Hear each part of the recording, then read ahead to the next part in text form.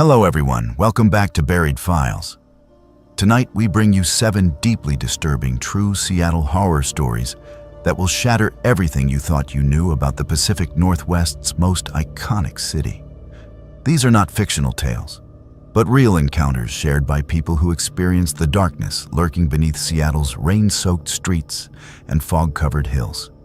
Each account has been meticulously documented through first-hand testimonies, police reports, and historical records that verify the terrifying events you are about to hear. From the haunted corridors of Pike Place Market to the shadowed trails of the Cascade foothills, from the underground passages forgotten by time to the modern high-rises of South Lake Union, Seattle harbors secrets that most residents will never discover. And perhaps that is for the best.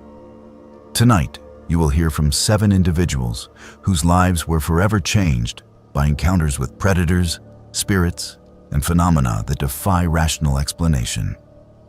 If you appreciate authentic horror content drawn from verified true events that will keep you awake long after the video ends, subscribe to Buried Files and hit the notification bell so you never miss our latest investigations into the darkness that hides in plain sight. After you listen to these chilling accounts, we want to hear from you in the comments below about your own experiences with the unexplained. Now settle in as we descend into the buried files of Seattle's most disturbing true horror stories.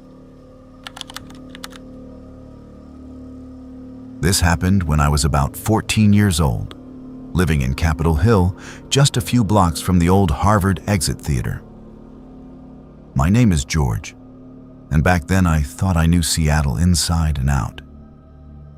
I had grown up in the city, rode the bus alone since I was 12, and considered myself pretty street smart for a kid who spent most of his time reading comic books and playing video games. Looking back now, I realize how naive I actually was.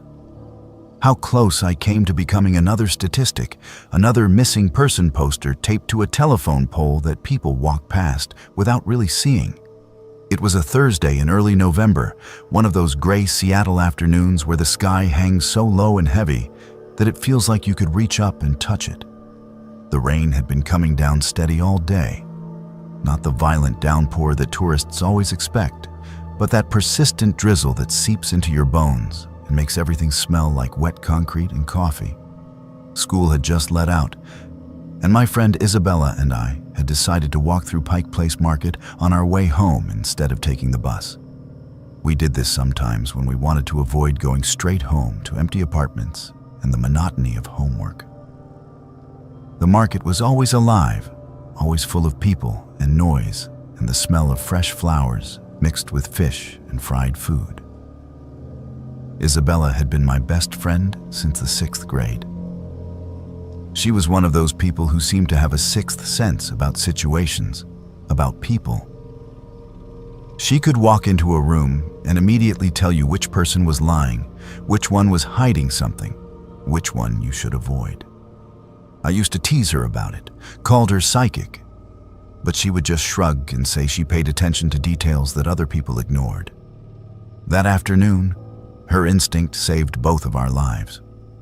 We were walking past the flower vendors, and I was trying to convince Isabella to stop at the comic book shop on First Avenue before heading home, when a man approached us.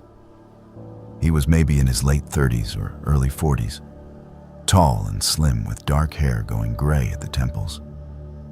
He wore a nice pea coat, dark jeans, and leather shoes that looked expensive. Everything about him screamed professional, respectable, harmless. He had a camera hanging around his neck, one of those big digital cameras that photographers use, and he was smiling at us in a friendly, non-threatening way. He said hello, apologized for interrupting, and then launched into his pitch. He explained that he was a photographer working on a feature story for Seattle Metropolitan magazine about youth culture in the city. He said he had been walking through the market looking for interesting subjects when he spotted us. He said we had exactly the kind of authentic Seattle look he was searching for, whatever that meant. He asked if we would be willing to pose for a few photographs down by the waterfront. He would pay us $50 each for maybe 30 minutes of our time. All we had to do was walk around, maybe sit on a bench, just act natural while he took pictures. He said our parents would need to sign release forms before the photos could be published, and he had the paperwork right there in his bag. $50 was a lot of money to me back then.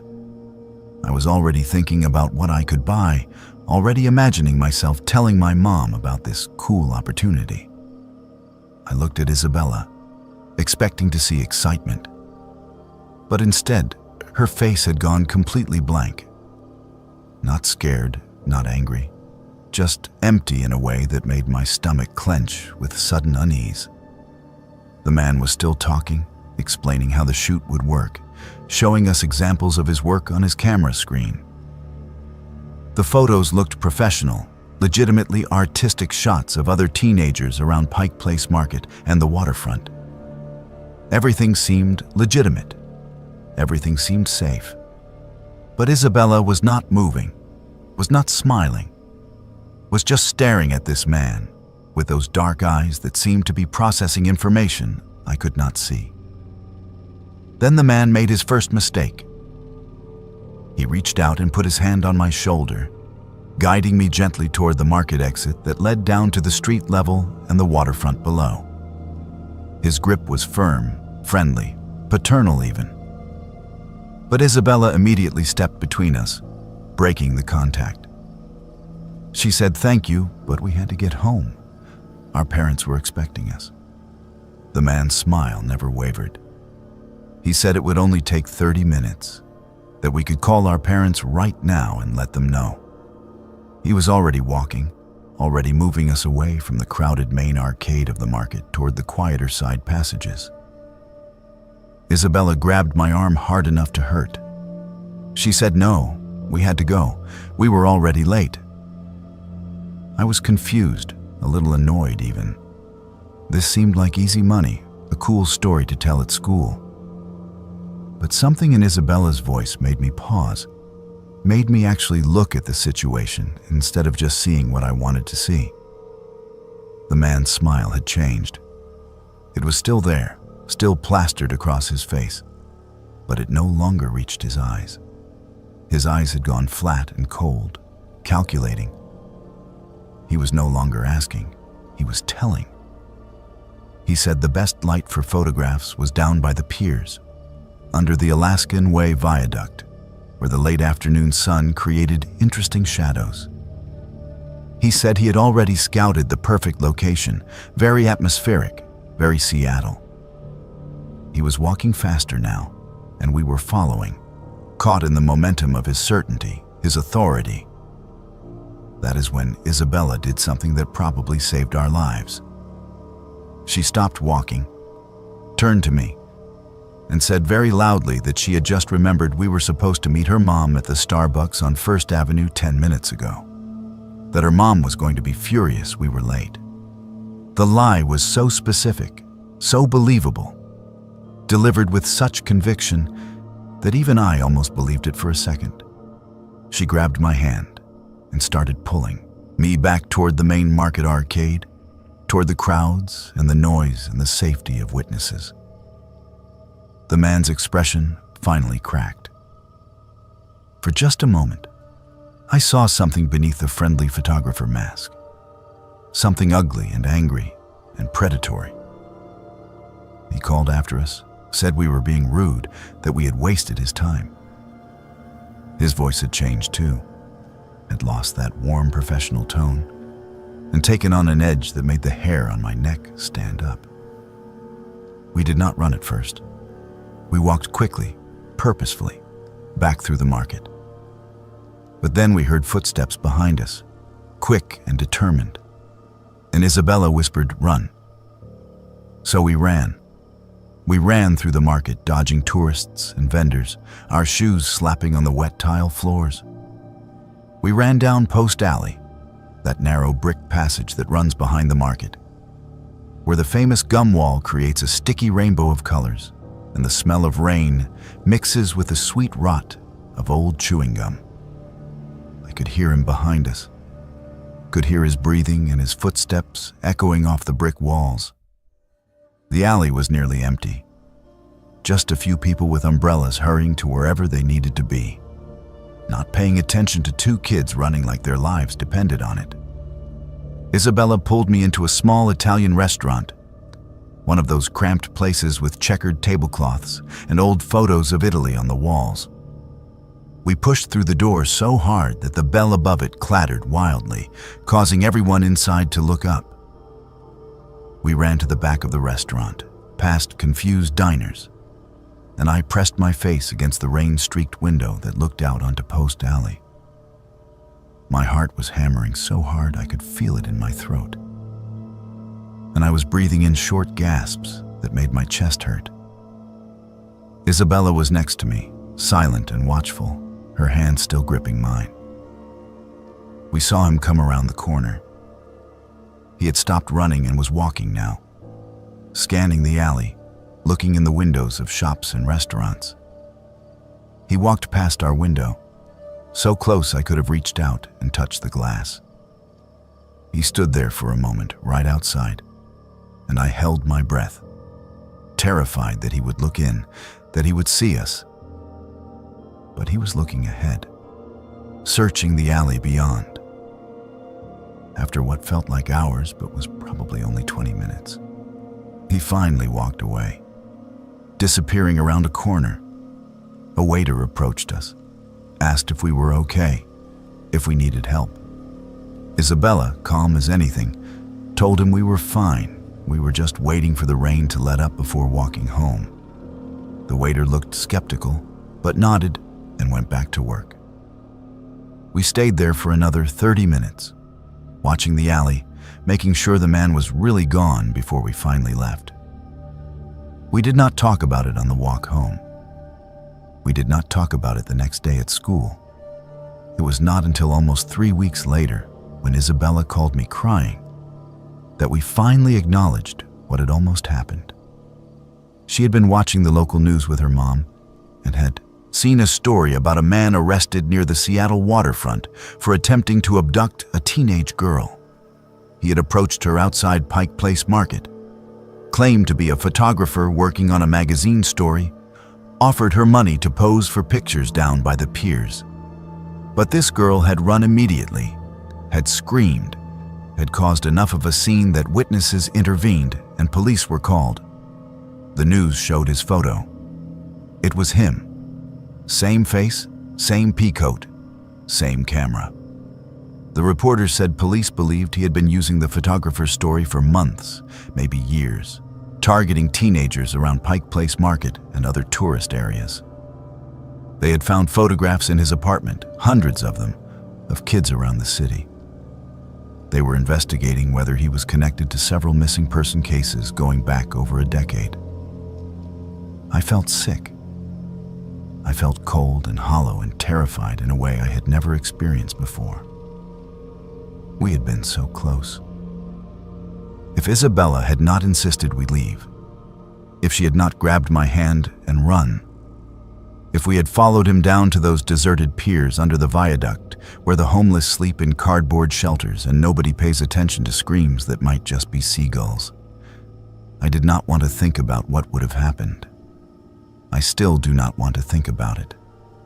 To this day, I never walk through Post Alley without looking over my shoulder.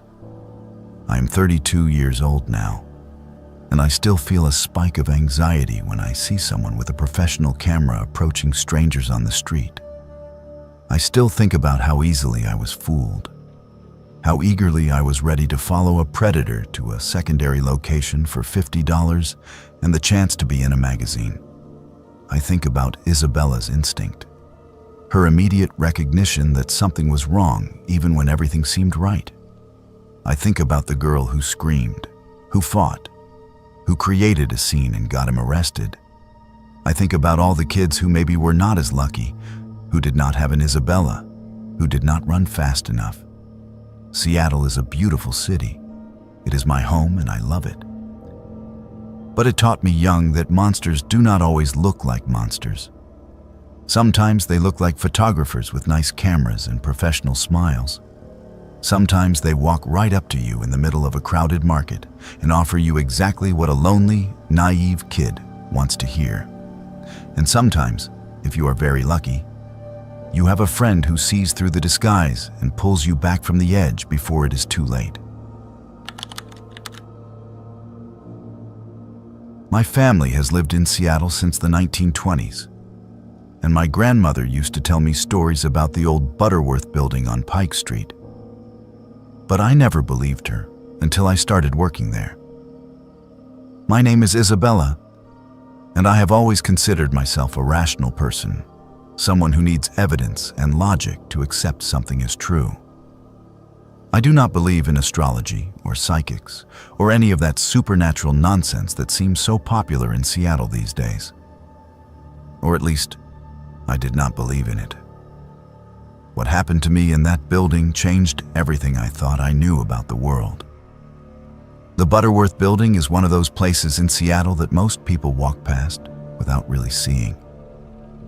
It sits on Pike Street, not far from the convention center, a solid brick structure that has survived earthquakes and urban renewal and all the changes that have transformed Seattle from a frontier town into a tech hub.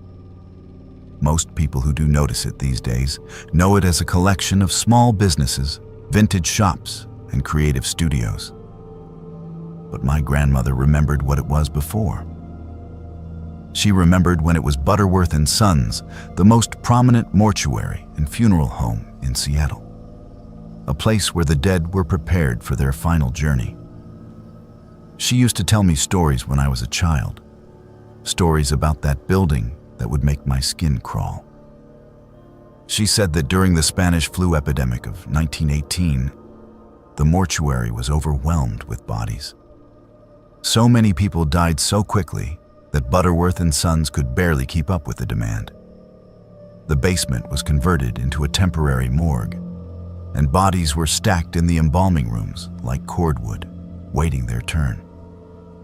She said many of those bodies were children, orphans from the quarantine hospitals who had no family to claim them, no one to mourn them or remember their names. She said their spirits never left, that they were still down there in the basement, waiting for someone to take them home. I always dismissed these stories as the superstitions of an old woman who had grown up in a different time, a time when people believed in ghosts and hauntings because they did not understand science or psychology. I would smile and nod and change the subject, never taking any of it seriously. That was my mistake. I was 23 years old when I took a job at a vintage clothing shop called Ephemera that had opened in part of the old Butterworth building. The space was beautiful in that industrial way that is so popular now. All exposed brick and high ceilings and original hardwood floors worn smooth by a century of footsteps. The shop occupied what had once been the main viewing parlor on the ground floor, where families would gather to pay their respects to their dead. The basement, I was told during my interview, was used for storage. The owner, a woman named Caroline who wore vintage dresses and bright red lipstick, gave me a tour on my first day. She showed me the main floor where we displayed the clothing, the small office in the back where we handled paperwork and online orders, and finally the basement. We descended a narrow wooden staircase that creaked with every step, and I felt the temperature drop noticeably as we went down. The basement was larger than I expected, a series of connected rooms with low ceilings and bare bulb lighting that cast harsh shadows on the brick walls. Caroline explained that we kept overflow inventory down here, boxes of clothing organized by decade and style. She showed me the system, explained how to log items in and out, told me that I would need to come down here several times a day to retrieve pieces for customers or restock the floor displays. Then she paused at the entrance to one of the rooms at the far end of the basement, a room that was darker than the others, and said something that should have been a warning. She said that room gave her the creeps, that she tried to avoid storing anything in there if possible. She said sometimes she heard noises coming from that direction, like machinery running or water dripping. even though there was no plumbing or electrical equipment in that part of the basement. She laughed nervously when she said it, like she was embarrassed to admit such an irrational feeling. I laughed too, trying to put her at ease, and said old buildings always made strange noises. She seemed relieved that I was not the superstitious type. The first few weeks at the job were completely normal. I enjoyed the work, enjoyed helping customers find the perfect vintage piece, enjoyed the quiet moments when the shop was empty and I could organize inventory or read behind the counter. The basement trips were unremarkable. I would go down, find what I needed, and come back up. Nothing strange, nothing unusual. Just a cold basement in an old building. Then things started to change. It began with the cold spots. I would be walking through the basement, perfectly comfortable in my sweater, and suddenly hit a pocket of air so cold that my breath would fog in front of my face. These spots were not near any windows or doors, not anywhere that would explain a draft. They were just there, random patches of freezing air that I would walk through and then immediately back into the normal basement temperature. I told myself it was old building ventilation, uneven heating, something perfectly rational. Next came the sounds. I would be alone in the basement, sorting through boxes of 1960s shift dresses or 1940s suits. And I would hear what sounded like an elevator running. It was a distinctive sound, that mechanical whine of cables and pulleys, the clunk of doors opening and closing. But there was no elevator in the basement, at least not one that worked. Caroline had told me there used to be a service elevator that connected all the floors, the one they used to move caskets and bodies. But it had been sealed shut decades ago when the building was renovated. I would stop what I was doing and listen, trying to pinpoint where the sound was coming from. It always seemed to be coming from that far room, the one Caroline said gave her the creeps. The sound would last for maybe 30 seconds, then stop abruptly, leaving behind a silence that felt heavier than it should. I started to feel uneasy in the basement, started to rush through my tasks down there so I could get back upstairs to the natural light and the presence of customers. I did not tell Caroline about the sounds. I did not want her to think I was as superstitious as she was. Did not want to validate her irrational fears with my own. Then one evening, everything changed. It was late October, almost closing time. Caroline had left early for a dentist appointment, leaving me to close the shop alone. It was something I had done several times before without incident. I was going through the closing checklist, counting the register, tidying the displays, preparing the deposit. The last task was always to go down to the basement, make sure all the lights were off and the back door was locked. I descended the stairs, my footsteps echoing in the empty building. I walked through the first room, switching off lights as I went. Then the second room, then the third. I was heading toward that far room, the creepy one, when I heard something that made my blood run cold. Children laughing. It was not loud, not raucous playground laughter, but soft and distant, like it was coming from very far away or from behind a thick wall.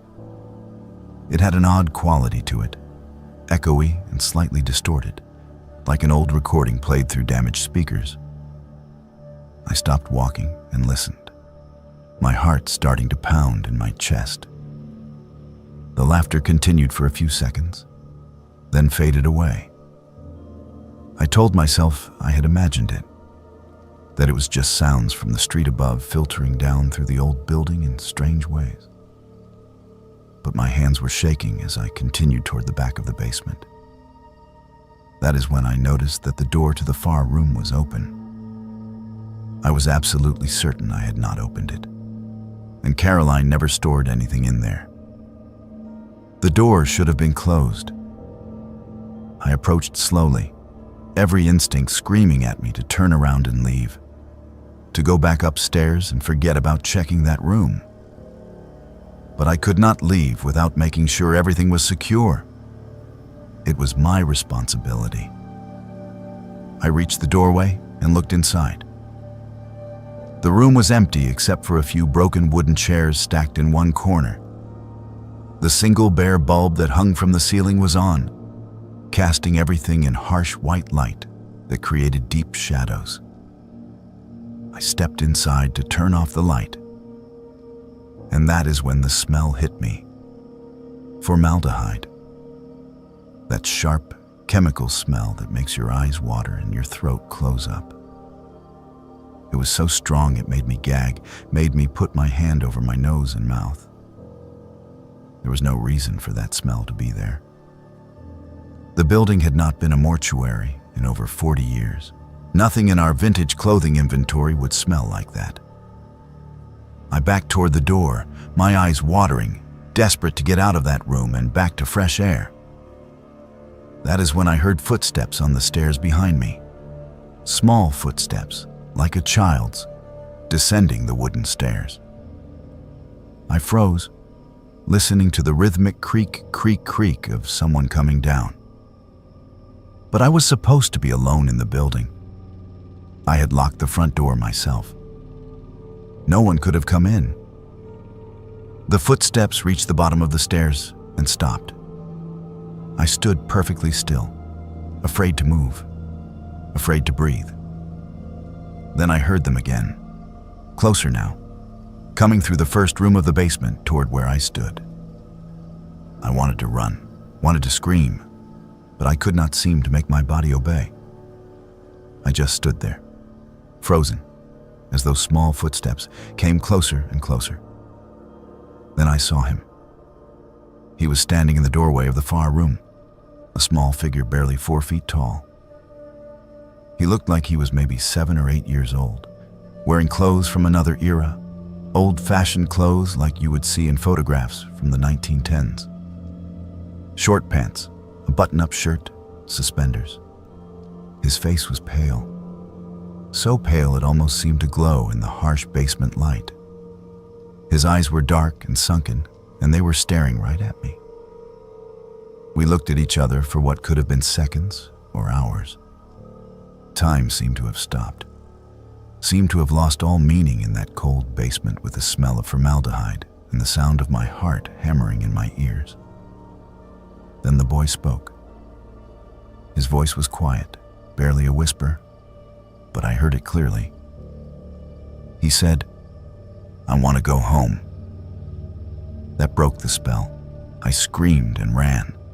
I ran through the basement rooms, up the stairs, through the shop, out the front door onto Pike Street. I stood on the sidewalk, gasping for air, shaking so hard my teeth were chattering. People walking past looked at me strangely, gave me a wide berth, probably thought I was drunk or high or crazy. I could not go back inside. I called Carolyn and told her I had a family emergency, that I had to leave immediately. She was concerned, asked if I was okay, if there was anything she could do. I said no, everything was fine, I just had to go. I left the keys in the mail slot and never went back. I quit the next day by text message, gave some excuse about taking a job closer to home. Caroline was disappointed but understanding. She paid me for my final week and wished me well. I never told her what I saw. What would be the point? She would either think I was crazy or be forced to confront something she clearly already suspected about that building. But I could not leave it alone. I needed to understand what I had seen, needed some rational explanation that would let me sleep at night. So I started researching the history of the Butterworth building, digging through old newspaper archives at the Seattle Public Library, looking through historical society records, anything I could find about the mortuary and what happened there. What I discovered made everything worse. During the Spanish flu epidemic of 1918, Seattle was hit particularly hard. The mortuary records from Butterworth and Sons during that period showed they processed over 300 bodies in a 6-week span, triple their normal capacity. Many of those bodies were children who had died in the quarantine hospitals and orphanages. At least 47 children were processed through that basement with no family to claim them, no one to arrange funerals or burials. They were buried in unmarked graves in a pauper's section of the cemetery, their names recorded only in the mortuary ledgers. I found their names, all 47 of them, listed in fading ink in a ledger book that was more than a century old. Children aged 2 to 12, dead from influenza, alone and forgotten. The ledger noted that most of them were prepared for burial in the basement embalming rooms because the main floor viewing parlors were constantly occupied with paying customers, with families who could afford proper funerals. I think about that boy I saw sometimes. Think about his pale face and his dark eyes and his small voice saying he wanted to go home. I think about all those children who died alone in quarantine, who were processed like inventory in a basement, who were buried without ceremony in graves that do not even have headstones. I think about how their last moments on earth were in that cold basement that smells like formaldehyde, and how maybe some part of them never left. I still drive past that building sometimes when I am in that part of town. I cannot help it. I always slow down and look at the basement windows, those small windows at street level that are usually dark. And sometimes, I swear I can see small faces watching from inside, pale and patient, still waiting after all these years for someone to take them home. I am an avid hiker, and I thought I knew every trail in the Cascades within 50 miles of Seattle. But I had never heard of the 13 steps until I stumbled onto them. My name is Harry, and I've been hiking the Pacific Northwest since I was a teenager. I know these mountains, know these forests, know the way the light filters through the old-growth cedars and Douglas firs in that specific green-gold way that exists nowhere else on Earth. I thought I knew what to expect out there. I thought the wilderness held no surprises for me anymore. I was wrong. It was early September, that perfect time of year when the summer heat is broken, but the fall rains have not yet begun in earnest. The trails are empty of tourists, the foliage is still green and lush, and you can hike for hours without seeing another soul. That is exactly what I was looking for that Saturday morning when I drove out to the Maltby area, to a trailhead I had hiked dozens of times before. I was alone, which was not unusual for me. My friends often complained that I was too intense about hiking, that I moved too fast and wanted to cover too many miles for a casual weekend outing. So I'd gotten used to going solo, used to the solitude and the rhythm of my own footsteps on the trail, the sound of my own breathing in the quiet forest. I enjoyed it. There is something meditative about hiking alone, something that clears the mind and strips away all the noise of daily life. I had seen photos online of a waterfall in this area, a small cascade that was supposed to be particularly beautiful this time of year. The photos showed moss-covered rocks and water tumbling into a clear pool, sunlight breaking through the canopy in dramatic rays. It looked like something out of a fantasy movie, and I wanted to see it in person, wanted to photograph it myself. The problem was that the exact location was not marked on any trail map. The photographer who posted the images had been deliberately vague about where it was, probably trying to keep the spot from being overrun. So I was improvising, using the photos as reference and my own knowledge of the area to guess where the waterfall might be. I hiked the main trail for about 2 miles, then started looking for places where a smaller creek might branch off, where there might be a cascade hidden back in the trees. After another half hour of searching, I spotted what looked like an old trail, barely visible, overgrown with ferns and salal, but still showing the slight depression in the forest floor that indicates a path. I followed it. The trail was narrow and steep, winding between massive cedars and over fallen logs slick with moss and fungi. I had to watch my footing carefully, had to use my hands sometimes to steady myself on the rocks. The forest grew darker as I went deeper, the canopy closing overhead until only scattered patches of light made it through to the forest floor. It was beautiful, in that primal, slightly unsettling way that old-growth forest can be, where you feel very small and very temporary in the presence of trees that have been standing for centuries. I hiked for maybe 20 minutes on this overgrown path, and I was starting to think I had made a mistake, that this trail was not going to lead anywhere useful, when I came around a bend and saw them. The steps. They were made of stone, old stone worn smooth by time and weather. They descended into the earth at a steep angle, disappearing into darkness below. There were 13 of them. I counted. Each step was maybe 8 inches high and 2 feet deep, cut from what looked like granite or some other hard stone.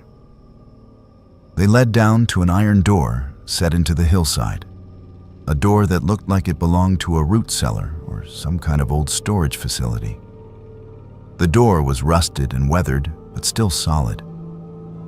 It had a heavy iron handle and what looked like the remains of a padlock, broken and hanging loose.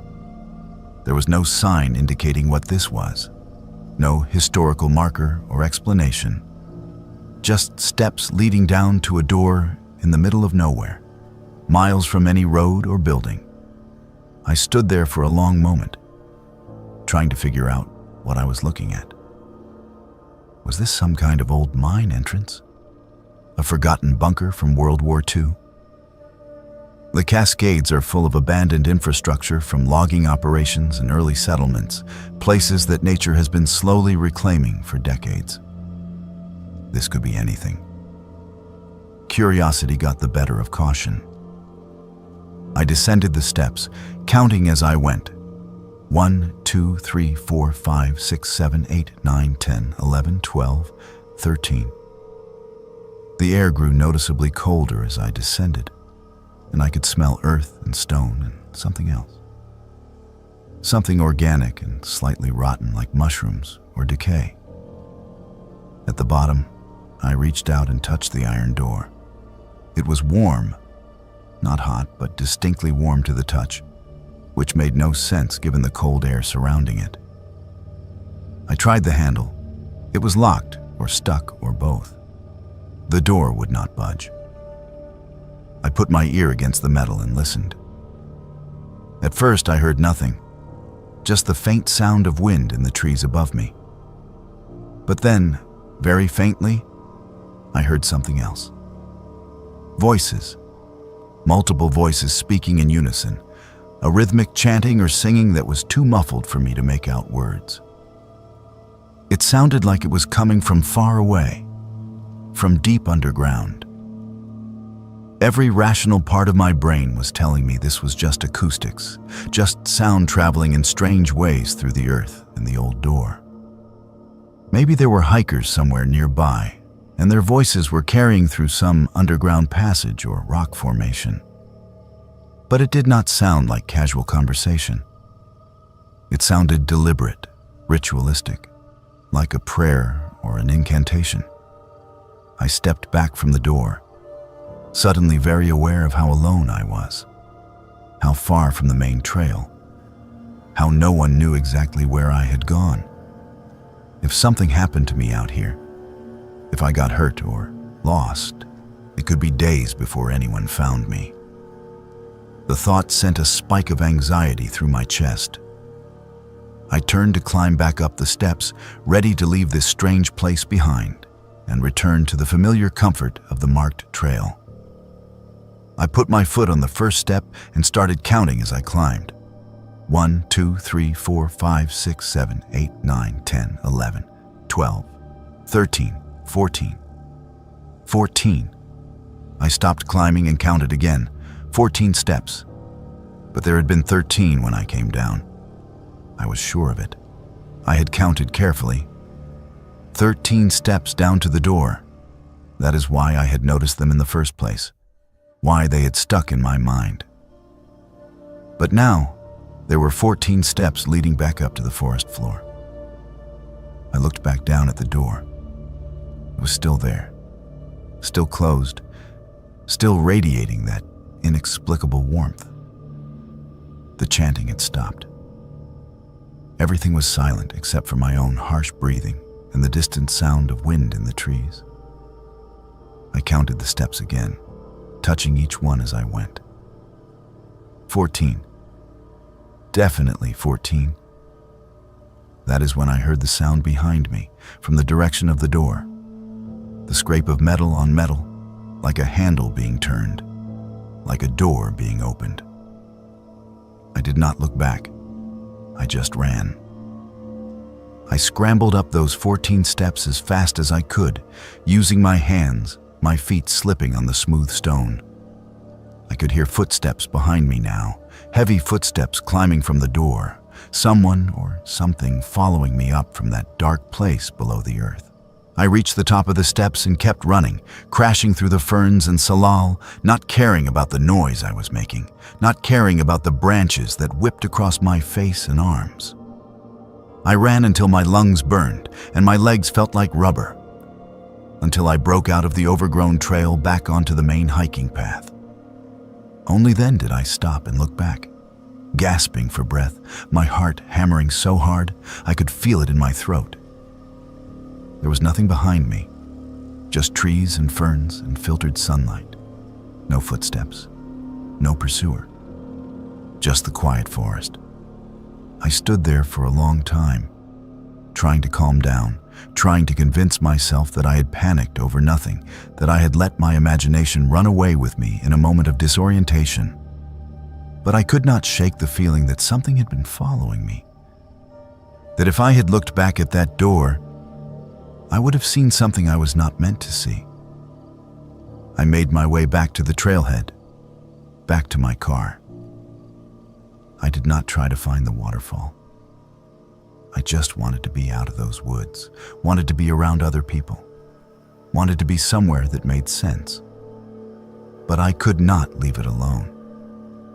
When I got home, I started searching online for any information about stone steps in the Maltby area, about old structures or historical sites in those woods.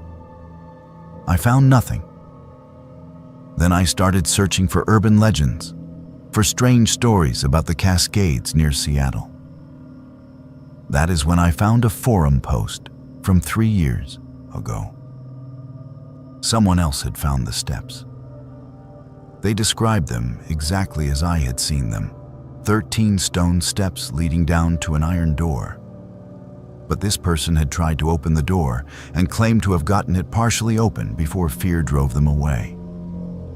They said they saw torchlight inside, saw what looked like a stone chamber stretching back into the hillside, saw figures in robes standing in a circle around something on the floor. They ran, just like I had. The comments on that post were mostly dismissive. People saying it was a creative writing exercise or someone looking for attention. But one comment stuck with me. It was from a user with no profile picture and a randomly generated username. They wrote that in the 1970s, a group calling themselves the Temple of the Earth Mother had purchased land in the Maltby area and built an underground sanctuary for their rituals. The cult had disbanded in the early 1980s after several members disappeared and others reported being held against their will. Police had raided the property but found nothing, no buildings, no people, no evidence of any crime. The land was eventually sold at auction, and the whole incident was largely forgotten. The comment ended with a warning. They said that anyone who counts all the steps and opens the door joins the temple, that you become part of their circle whether you want to or not, that the number of steps changes depending on whether you are being invited in or driven away. They said if you are meant to join them, you will count 13 steps down and 13 steps up, and the door will open easily. But if you are not meant to be there, the number of steps will change, and you will hear them coming for you. I do not know if any of that is true. I do not know if that forum post was real or if the comment was just someone playing along with a scary story. But I do know what I experienced. I know I counted 13 steps down and 14 steps back up. I know I heard footsteps following me. I know that door was warm when it should have been cold. A week later, I went back to that trailhead. I told myself I was going to hike the main trail, nothing more, just a normal Saturday morning in the woods. But when I reached the spot where I had found that overgrown path, where I had turned off to search for the waterfall, I could not find it again. I searched for an hour, walking back and forth along the main trail, looking for any sign of that smaller path leading into the trees. It was not there. The forest looked different. The trees were wrong. The spacing was off. I could not find the path that led to those 13 steps. I have not been hiking alone since, and I never will again. I bring friends now, or I stick to crowded trails where there are always other people around. I still love the mountains, still love the forests of the Pacific Northwest. But I no longer believe I know everything that is out there. I no longer believe the wilderness is empty of mysteries, that all the hidden places have been found and mapped and explained. There are things in those woods that we are not meant to understand, places we are not meant to go. The 13 steps are one of those places. And whatever is waiting behind that iron door, whatever keeps that underground sanctuary alive decades after the cult supposedly disbanded, I hope I never find out. I hope those steps stay lost in the forest where they belong, where only those who are meant to find them will count their way down into the darkness below. Before we get started on this story, it mentions psychological abuse, gaslighting, and a mental health crisis. If that is too dark for you, go ahead and stop listening right now. I am going to give you some time to decide. Okay. For all those who want to continue listening, let us begin. I was 26 years old, fresh out of grad school, and I had just landed my dream job at a tech company in South Lake Union. That is where I met Arthur. My name is Poppy, and for a long time after what happened, I questioned everything about myself, questioned my own sanity, questioned whether I could trust my own mind. That is what he wanted. That was always the point. Arthur was a software engineer, one of those people who seem to excel at everything effortlessly. He was charming and confident, always knew the right thing to say, always seemed genuinely interested in what you had to tell him. We met at a company happy hour, one of those awkward networking events where everyone stands around drinking overpriced cocktails and pretending to enjoy small talk. He approached me with an easy smile and started a conversation about the book I was reading on the bus that morning. I was surprised he had noticed, flattered that he had paid attention. We started dating within a week. He took me to nice restaurants, knew all the best hidden spots in Seattle, introduced me to his friends who all seemed smart and successful and welcoming. Everything moved quickly, but it felt right. It felt like I had finally found someone who understood me, who appreciated me for who I was. My friends were happy for me. My sister Daisy said she had never seen me so relaxed, so confident. The first strange thing happened about a month into our relationship. I came home from work to find my apartment keys sitting on my kitchen counter. I distinctly remembered putting them in my purse that morning, remembered the weight of them, remembered checking that I had them before I left. But there they were, on the counter, exactly where I would have left them if I had been home. I called Arthur confused, asked him if he had stopped by my apartment. He said no, said I must have forgotten and left them there in the morning rush. I almost believed him. Almost. Then it happened again and again. Small things. My phone would be in a different room than where I left it.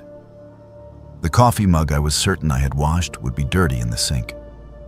Books would be open to pages I did not remember reading. Clothes would be hanging in my closet that I did not recall wearing. Each incident was small enough to dismiss, small enough to blame on my own distraction or forgetfulness. But they kept happening, kept accumulating, until I started to feel like I was losing my grip on reality. Arthur was always sympathetic, always concerned. He would hold me and tell me I was working too hard, that the stress of the new job was affecting me. He suggested I start keeping a journal to track my daily activities, to help me remember things better. It seemed like good advice. I started writing everything down, every detail of my day, trying to create some kind of anchor to reality. But the journal made things worse. Arthur would show me entries I did not remember writing, conversations I apparently had but could not recall, appointments I had supposedly made and then forgotten. He would read them to me in my own handwriting, and I would have no memory of putting those words on paper. I started to panic, started to think something was seriously wrong with my brain. Was I having blackouts? Was there some kind of neurological issue causing memory loss? Arthur convinced me to see a therapist. He came with me to the first appointment, held my hand in the waiting room, explained to the doctor that I was having severe memory problems and mood swings. The therapist was kind but clearly concerned. She ordered tests, asked me questions about my family history, about drug use, about trauma. I answered honestly, desperately wanting to understand what was happening to me. The tests came back normal. Physically, there was nothing wrong with my brain. The therapist suggested it might be psychological, stress-induced dissociation, or anxiety manifesting as memory issues. She prescribed medication and suggested I take some time off work to focus on my mental health. I did. I took medical leave, spent my days at home trying to rest, trying to get better. That is when Arthur moved in. He said he wanted to take care of me, said I should not be alone while I was struggling. It made sense at the time. I needed help, and he was offering it. But once he was living in my apartment, things got worse. Much worse. My friends stopped calling. When I asked Arthur about it, he showed me text messages from my phone to theirs, messages where I apparently told them I needed space, that I did not want to see them anymore. The messages were in my texting style, used my typical phrases and emojis. But I had no memory of sending them. When I tried to call my friends directly, they sounded hurt and distant. They said I had been acting strange, saying horrible things about them to Arthur, accusing them of trying to sabotage my relationship. I confronted Arthur about it. He looked genuinely confused, genuinely hurt that I would accuse him of anything. He showed me my journal entries where I had apparently written about how my friends were jealous of my happiness, how they were trying to come between us. He showed me my phone records proving the messages had come from my device. What could I say? The evidence was all there, in my own hand, from my own phone. I started to believe I was going insane. Started to think that maybe I was doing these things, saying these things, and then blocking them out. Maybe the person I thought I was did not actually exist. Maybe I was someone else entirely, someone cruel and paranoid and unstable, and the real me was just now coming to the surface. Arthur was patient through all of it. He took care of me, cooked my meals, managed my medications, kept track of my appointments. He was always there, always watching, always knowing exactly where I was and what I was doing. At the time, it felt like love, like devotion. Looking back, I understand it was control. The night everything changed, I could not sleep. The medication made me drowsy, but also gave me vivid, disturbing dreams that would jolt me awake in a panic. It was maybe 3 in the morning, and Arthur was asleep next to me, his breathing deep and even. I got up carefully, trying not to wake him, and went into the living room. I sat on the couch in the dark, trying to calm my racing thoughts, trying to figure out how my life had fallen apart so completely in just a few months. That is when I saw his laptop. He had left it open on the coffee table, the screen dark but not closed. I had never looked through Arthur's computer before, had never felt the need to. But something made me reach out that night, made me tap the keyboard to wake the screen. It was not password protected. The browser was still open to a tab, and what I saw there made my blood run cold. It was a forum, some kind of online community I had never heard of. The thread Arthur had been reading was titled Advanced Gaslighting Techniques. I scrolled through it, my hands shaking, reading post after post from people discussing how to psychologically manipulate their partners, how to make someone doubt their own reality, how to isolate them from friends and family. Arthur had been an active participant. He had dozens of posts asking for advice, sharing his own experiences, bragging about his successes. He described what he was doing to me in clinical detached language like I was some kind of experiment. He talked about installing spyware on my phone that let him send messages as me and delete incoming calls and texts. He talked about how he would sneak into my apartment before we were officially dating and move things around to make me think I was forgetful. He talked about writing in my journal while I slept, mimicking my handwriting after weeks of practice. I kept reading, kept clicking through his post history, discovering more and more evidence of a calculated, systematic campaign to destroy my sense of self. He had been planning this from the beginning, had targeted me specifically because I seemed trusting and compliant. He had researched psychological conditioning techniques, had studied how to break someone down and rebuild them as someone dependent and controllable. I felt like I was going to be sick. I felt rage and horror and a strange kind of relief all at once. I was not crazy. I had not been imagining things or forgetting things or losing my grip on reality. Everything that had happened was real, was intentional, was done to me deliberately by someone I loved and trusted. I took photos of everything with my phone, screenshots of the forum posts, pictures of the laptop screen. I worked quickly and quietly, terrified that Arthur would wake up and catch me. When I had documented everything I could find, I closed the laptop and went back to the bedroom. I climbed into bed next to him, my heart pounding so loud I was sure it would wake him. But he just slept on, peaceful and undisturbed. I did not sleep at all that night. I lay there in the dark, planning. I could not confront him. I could not let him know that I knew. Men like Arthur, men who were capable of this kind of calculated cruelty, were dangerous when cornered. I needed to be smart. I needed to get out safely. The next morning, I pretended everything was normal. I smiled and ate the breakfast Arthur made me and took the medication he handed me. I watched him get ready for work, kissed him goodbye at the door, and the moment he was gone, I started packing.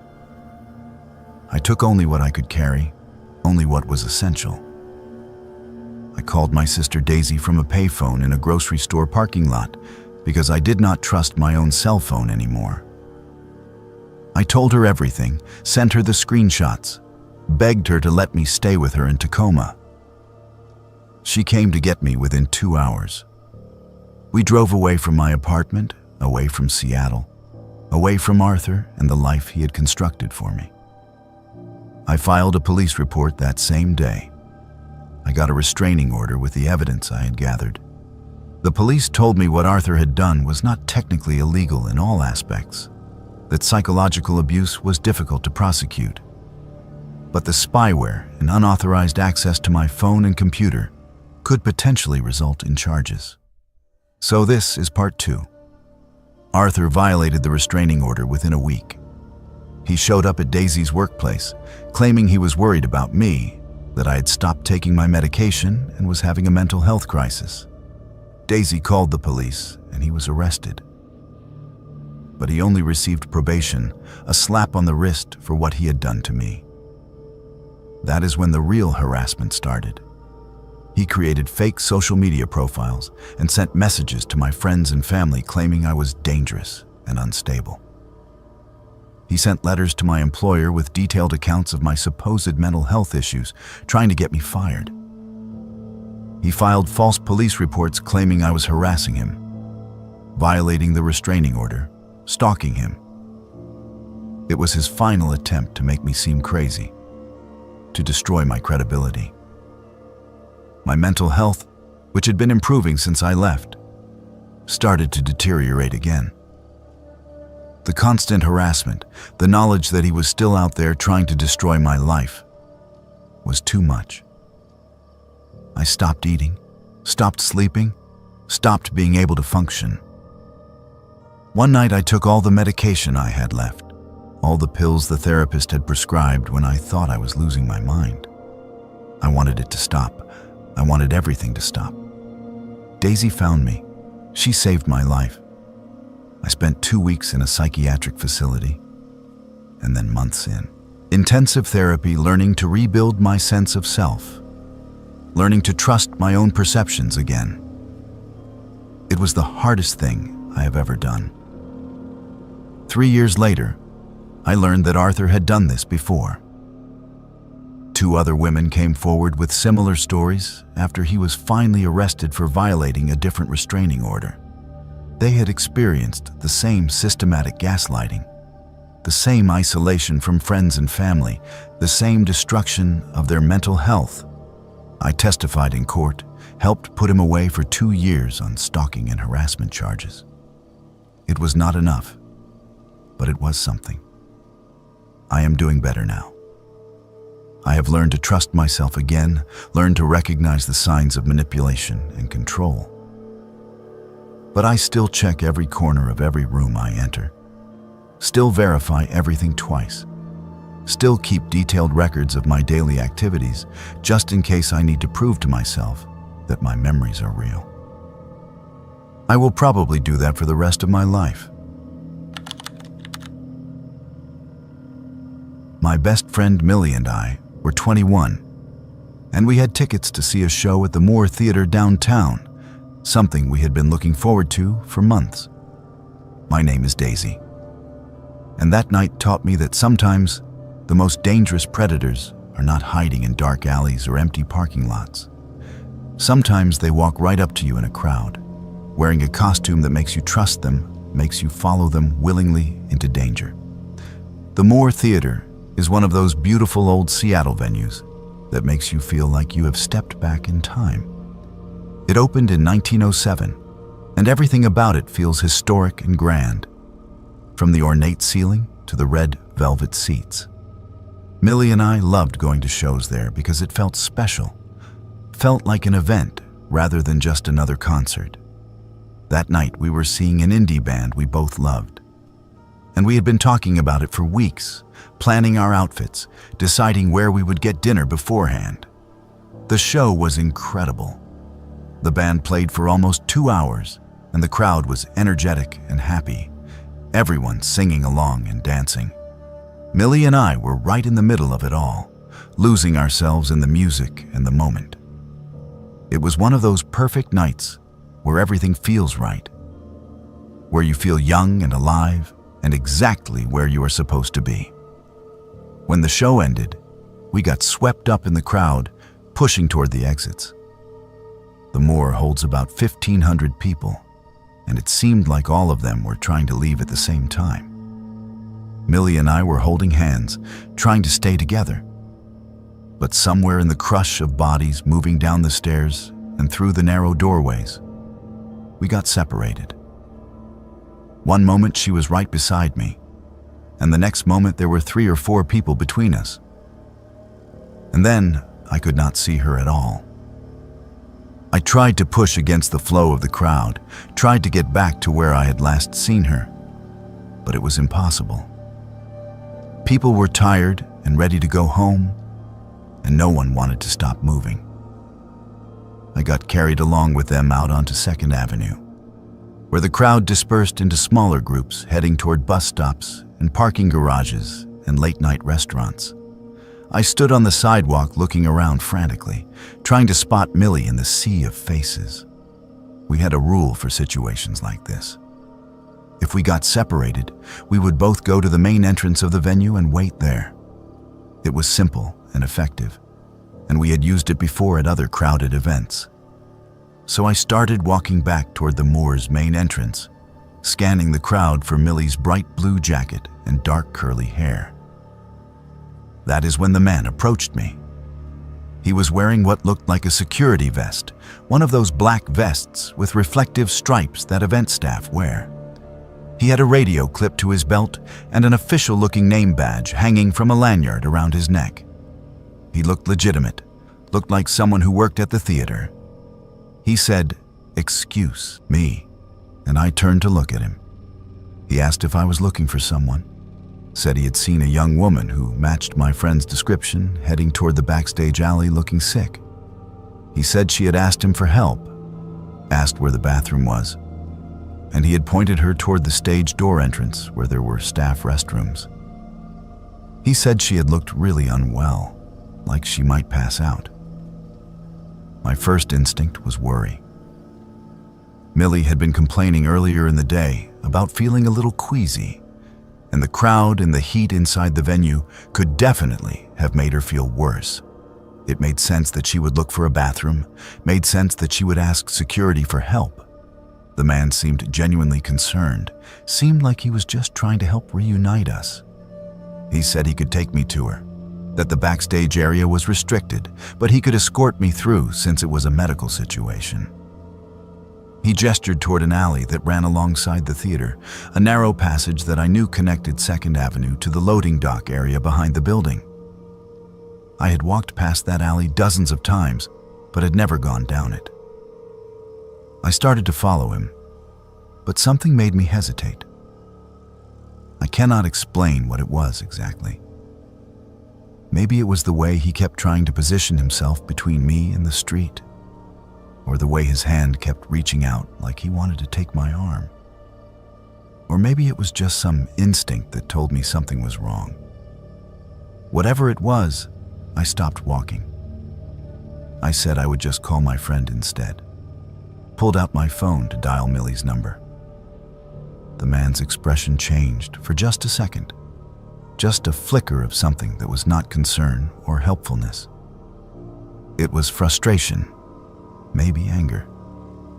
But then the friendly expression was back, and he was saying that was probably a good idea, that he was sure my friend would turn up soon. But he did not leave. He stood there watching me, and I realized his hand was on my arm now. Not grabbing, but definitely touching, definitely maintaining contact.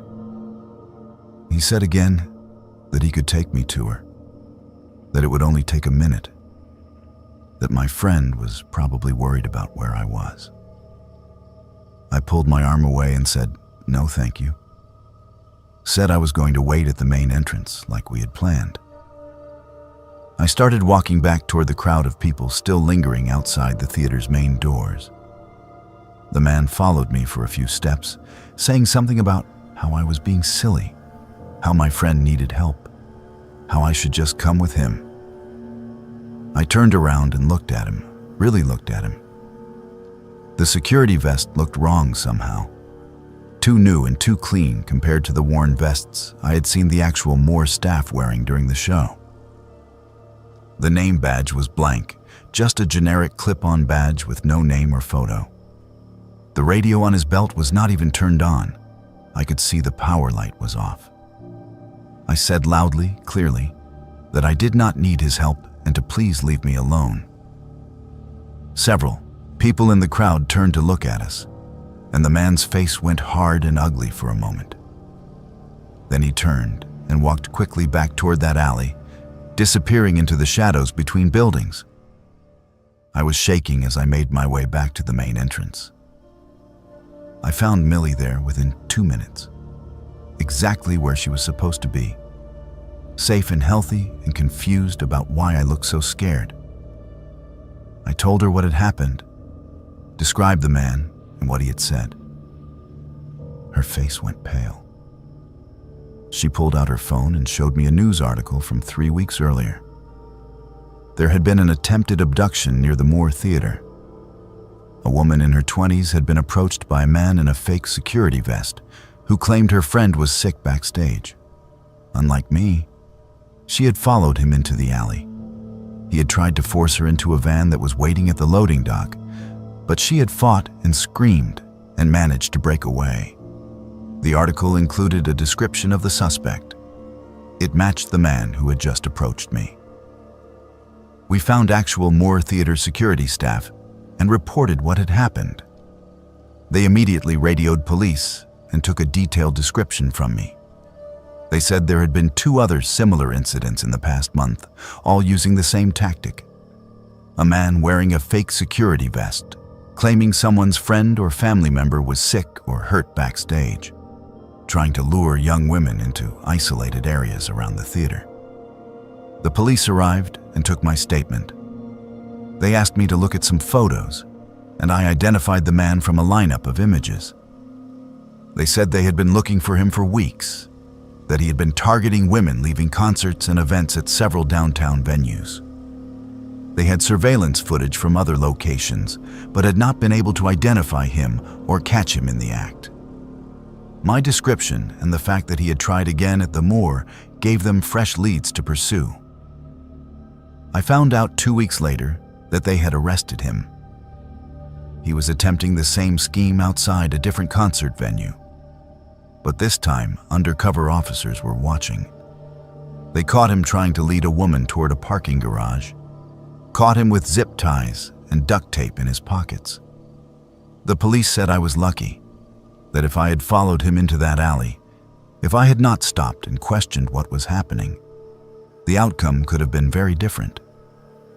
Millie and I still go to concerts together, still love live music and the energy of a crowd.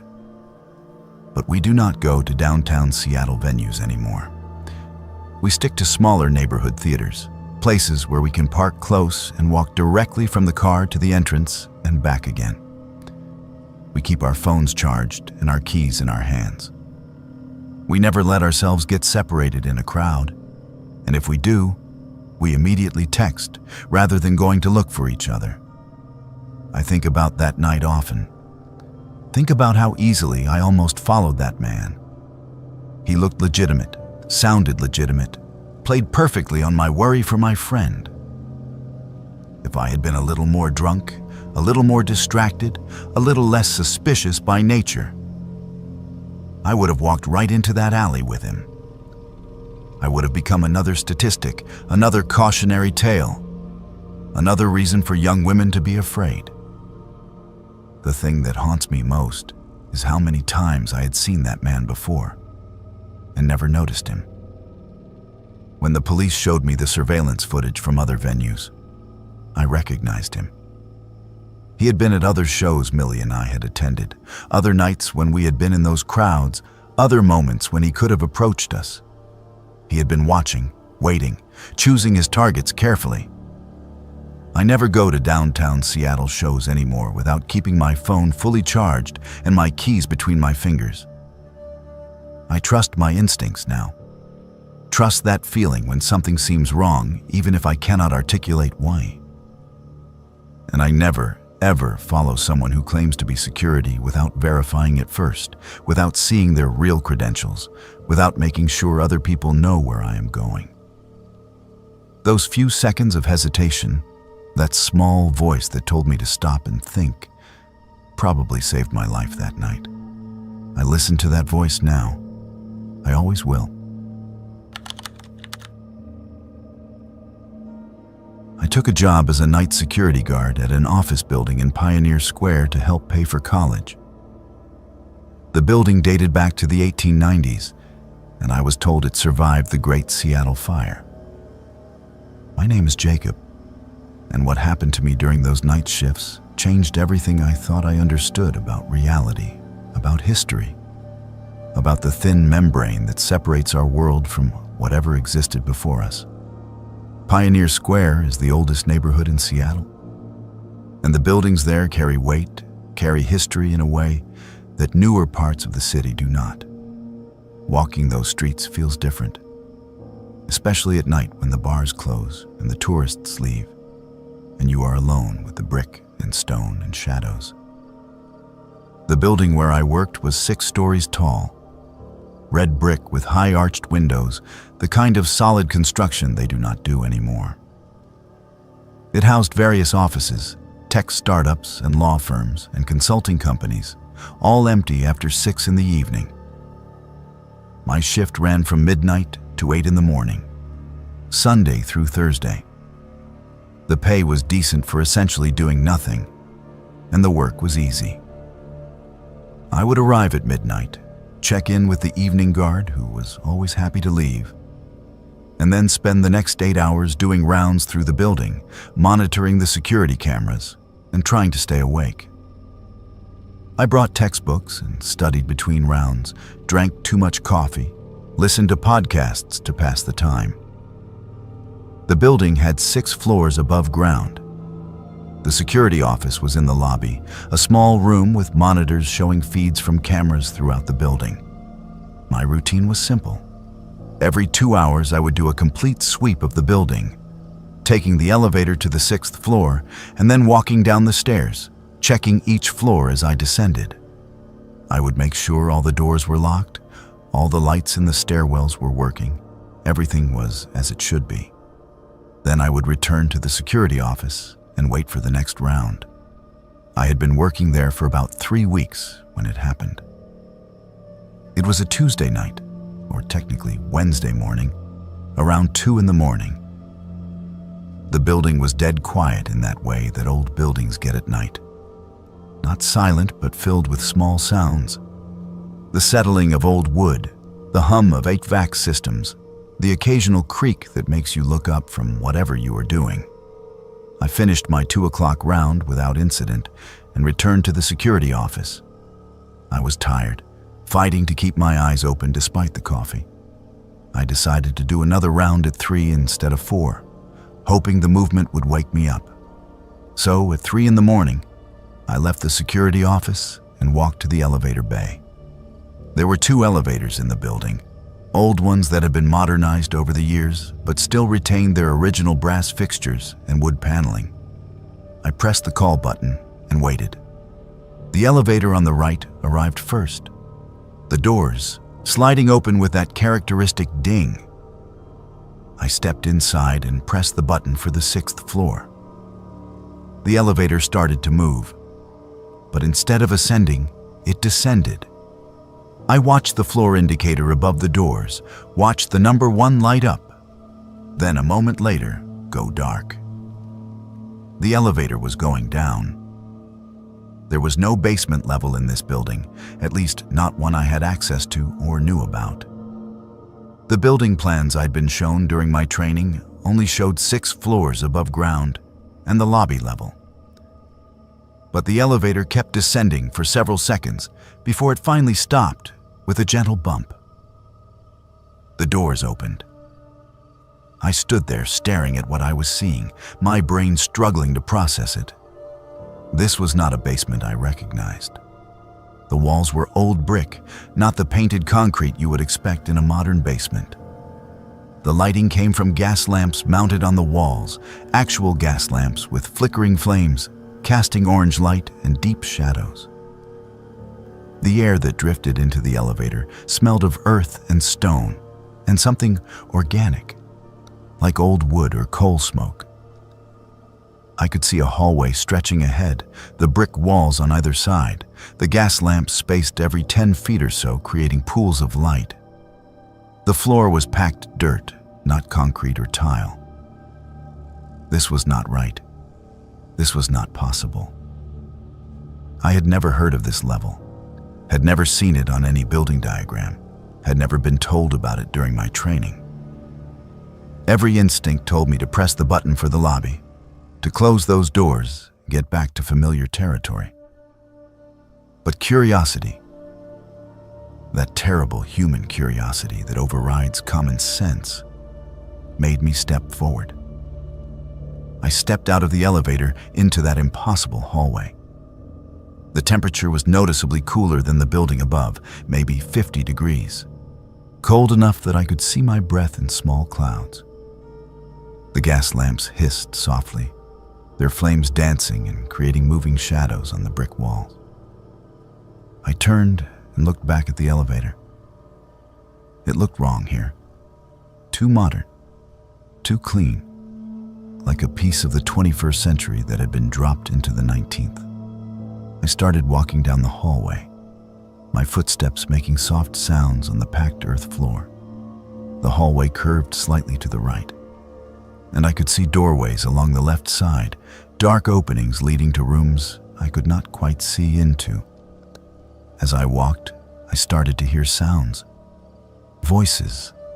Multiple voices speaking in what sounded like English, but with an accent or cadence I did not recognize, formal and old-fashioned. The voices were coming from ahead of me, from around the curve of the hallway. They were not loud, more like the murmur of conversation, like people gathered together talking about ordinary things. I slowed my pace, suddenly aware that I was trespassing somewhere, that I was somewhere I should not be.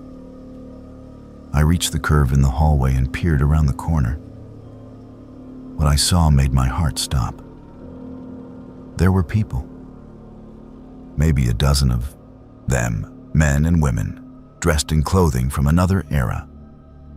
The women wore long dresses with high collars and their hair pinned up.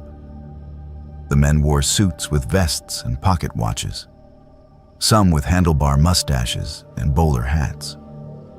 They were standing in small groups, talking to each other, gesturing, some of them laughing. They looked solid, real, not transparent or ghostly like you see in movies. But more disturbing was what they were standing in. It was clearly a storefront, or what remained of one.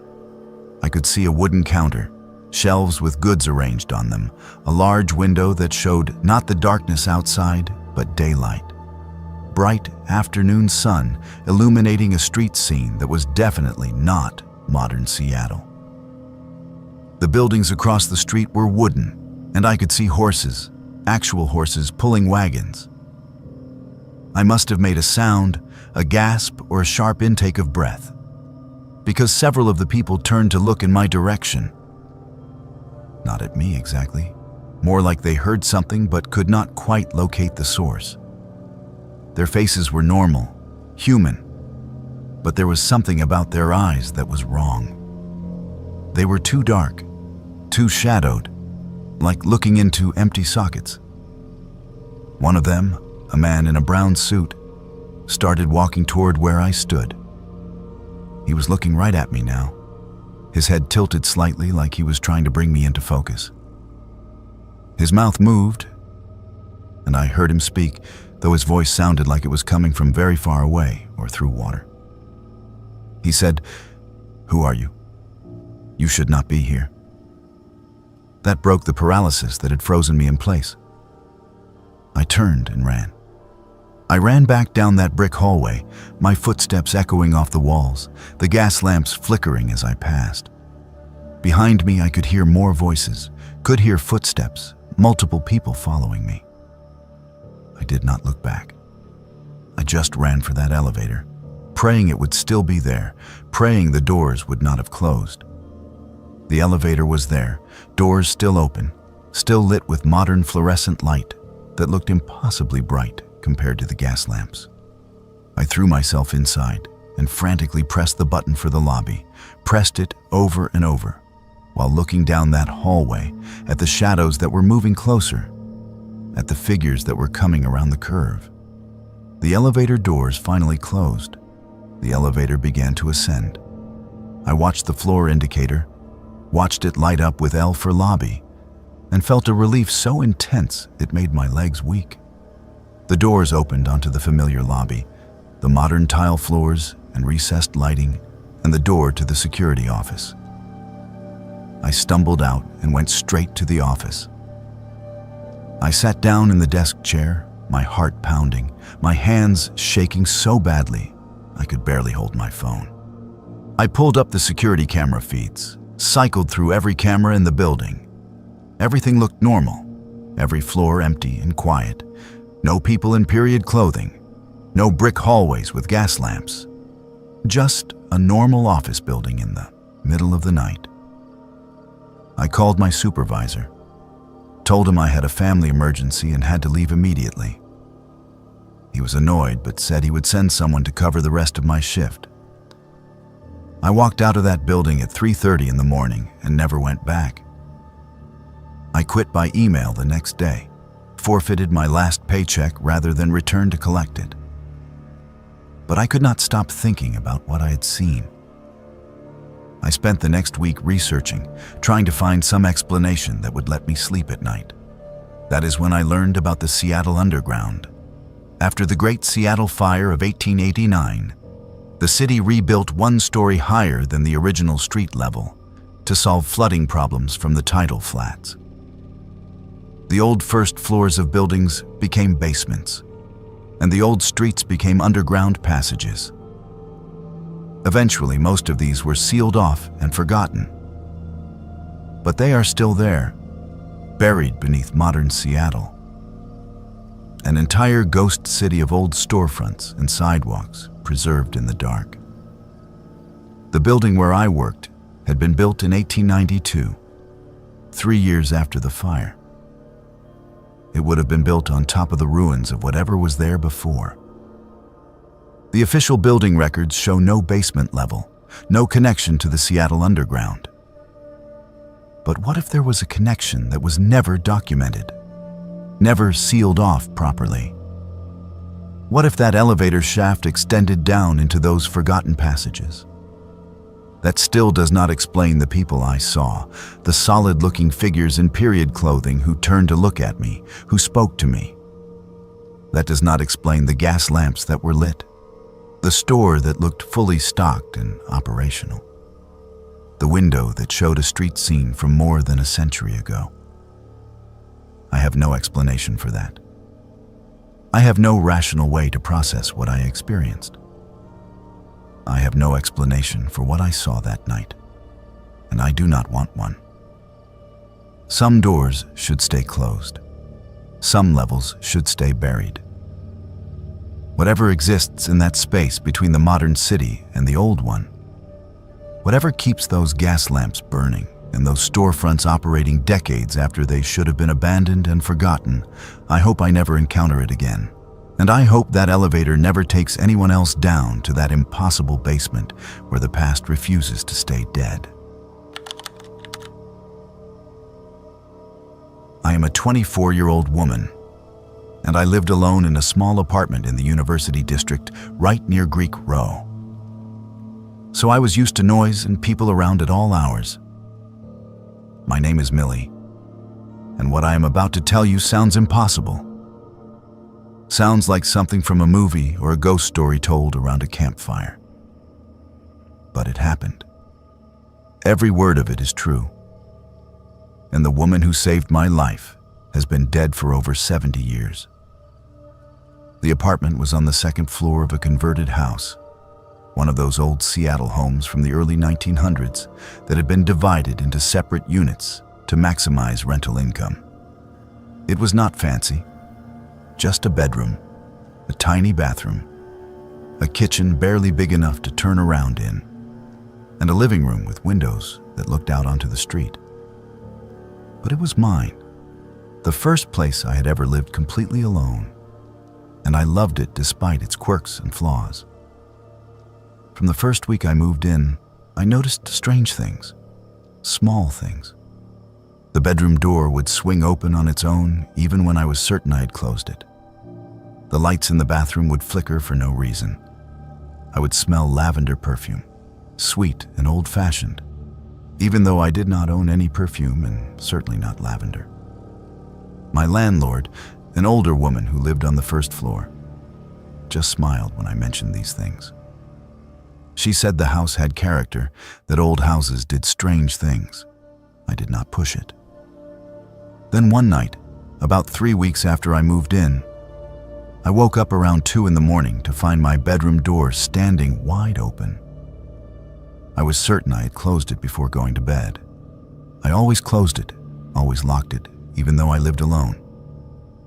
It was a habit from childhood, a need to have that barrier between me and the rest of the apartment. But there it was, open, the hallway beyond dark and still. I got up and closed it, checked the lock. Everything seemed fine. I went back to bed but could not shake the feeling that something was off, that something was different. I lay there in the dark, listening to the sounds of the house, the creaks and groans that old buildings make as they settle. Then I smelled it. Lavender. Strong and unmistakable, like someone wearing too much perfume had just walked past my bed. I turned on the light. The room was empty. Just me and my furniture and that overwhelming smell of flowers. I checked the window, thinking maybe it was coming from outside. Maybe someone in the house next door. But the smell was too strong, too present, like the source was right there in the room with me. I did not sleep well that night, and I started to pay more attention to the strange occurrences in the apartment. The bedroom door opening happened almost every night. Items would move, small things.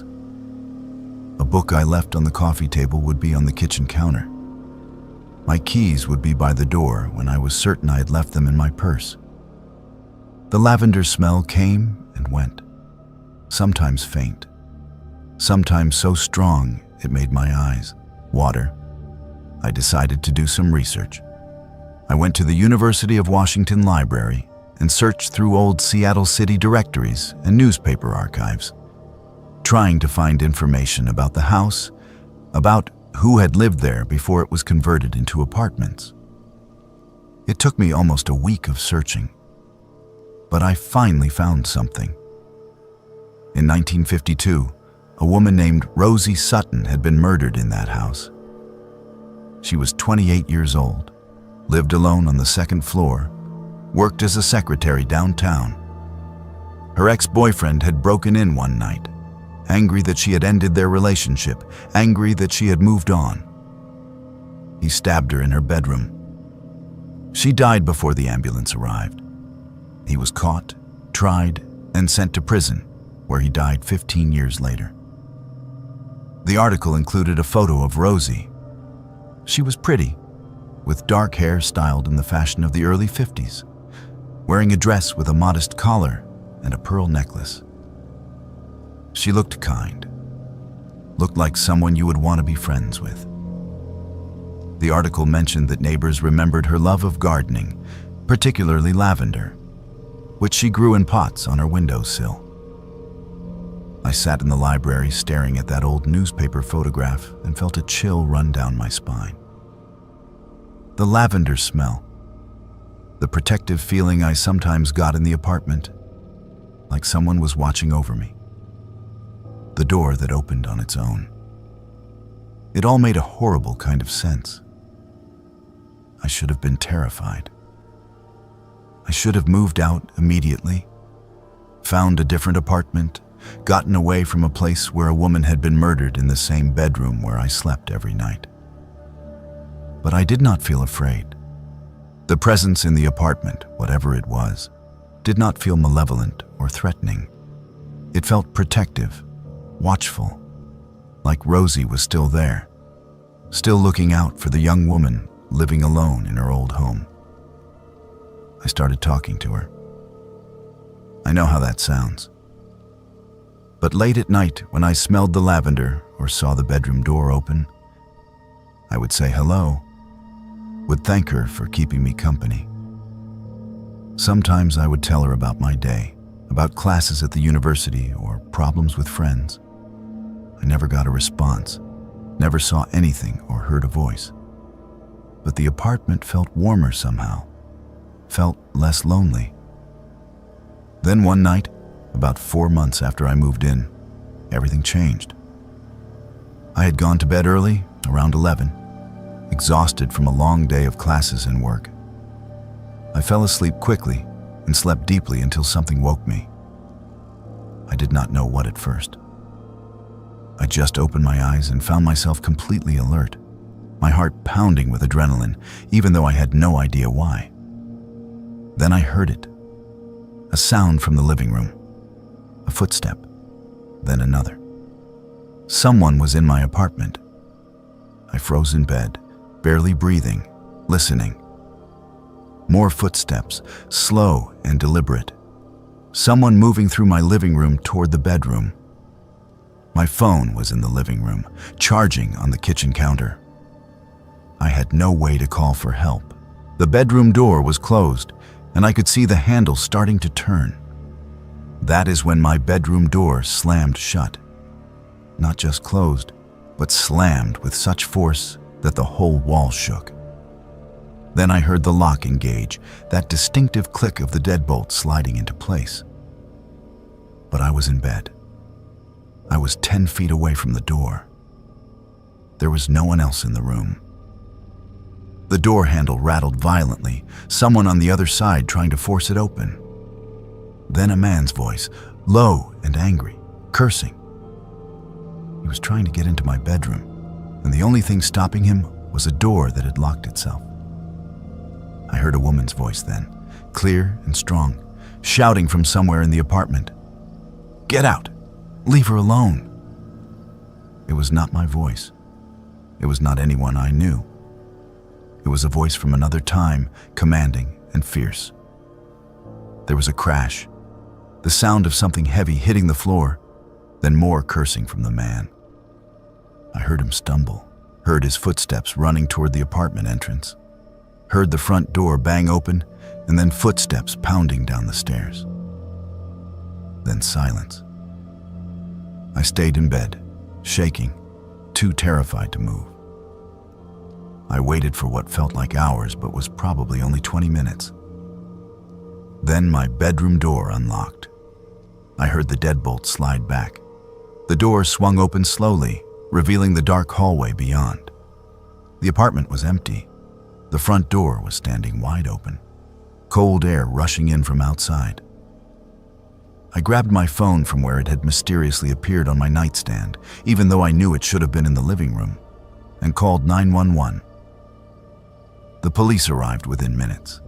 They searched the apartment and found evidence of forced entry at the front door, the lock broken, the wood around the frame splintered. They found a knife on the living room floor, a hunting knife with a 6-inch blade that did not belong to me. They asked if I had seen the intruder, if I could describe him. I told them the truth as far as I knew it. Someone had broken in, tried to get into my bedroom, then ran away. I did not mention the door slamming shut on its own, did not mention the woman's voice, did not mention Rosie. They would have thought I was crazy. What I did not tell the police was that my apartment had been trashed. The coffee table was overturned. A lamp was broken on the floor. Books had been knocked off shelves. It looked like someone had been thrown around the room, like there had been a violent struggle. But I had been locked in my bedroom the entire time. I had not heard a fight, had not heard anyone else. Just footsteps, cursing, and that woman's voice telling him to get out. The police caught him 3 days later. He had been following me for weeks, they said.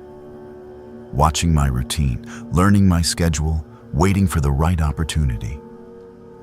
He had dozens of photos of me on his phone, pictures taken from across the street, pictures of me going to class, going to work, coming home.